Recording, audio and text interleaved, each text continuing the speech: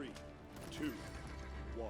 Hey, what's up guys? If you want the new competitive action-packed first-person shooter that everyone is playing right now, then I got you covered. I'm sure you could tell by now that the game you see looks a lot like Overwatch, but something doesn't seem quite right.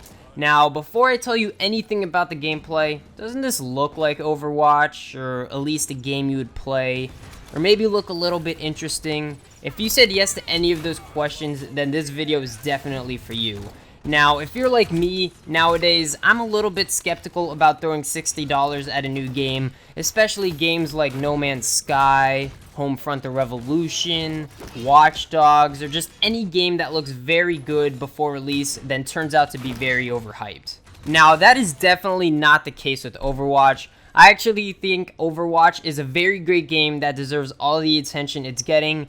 Even though it's debatably a ripoff of Team Fortress 2, it still adds a lot of new features and mechanics that Team Fortress 2 doesn't have. Now, for the game that you are watching right now, that's not exactly the case. This game is an exact copy of Overwatch almost, but there is one huge feature why this can be better than Overwatch for some people, and that is the game is 100% free.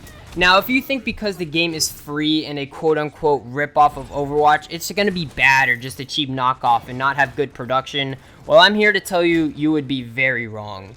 Like I said, in some cases, this game could be very similar to Overwatch, especially with the characters and map design. For example, with some of the characters, we have Victor, which is almost the exact same as Soldier 76. Also, we have Junkrat and Mikhail. I'm not sure exactly how you say his name. They are very similar, and also in both games there is a character that can have a sniper rifle and assault rifle in the same weapon.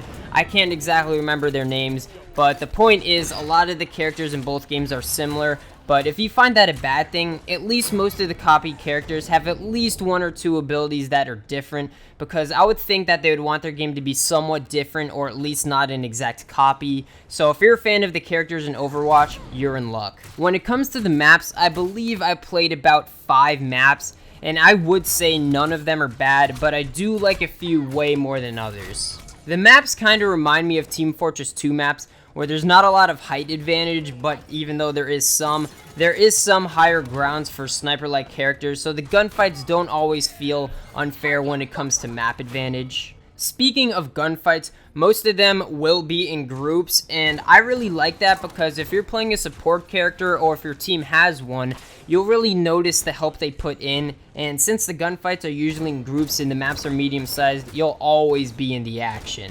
So far, I only talked about this game copying Overwatch, but I want to get into a few original things that this game does.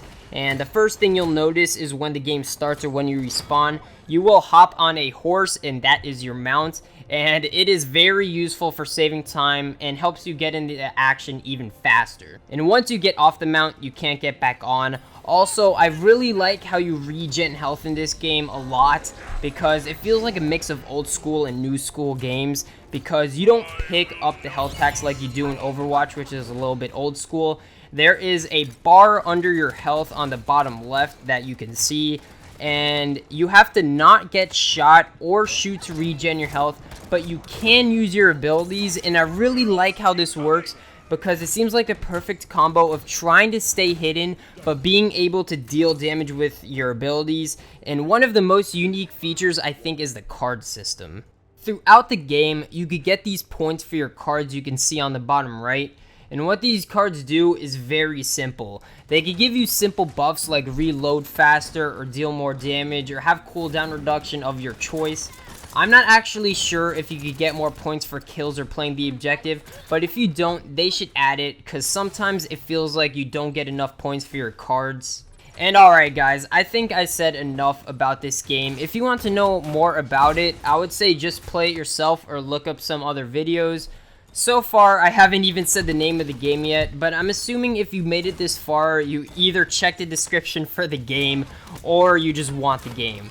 The game is called Paladins, and it's made by Hi-Res Studios, which are the developers who made Smite, another game I really enjoy. So hopefully I didn't make too many people mad with this video and the title, and hopefully found you guys a new free game to play. Now, something to note with this game right now It is still in beta, and it recently got released to the public, though there is not a lot of glitches, and they do need to touch up on a few things, like the home screen. I feel like they could do a lot more with the home screen. It just seems very simple, and they didn't put a lot of work into it. But I do believe that they will update the game. They are still constantly updating it, and there is not a lot of characters, but they will add them in the future, and they are still being added. But yeah, guys, I hope you enjoyed this video. Make sure you check out this amazing free game. It is really fun. I have already clocked in a lot of hours on this game. But yeah, guys, I hope you enjoyed this video. Leave a like if you did. Subscribe if you're new. I'm ThatOnlyBeast13, and I'm out.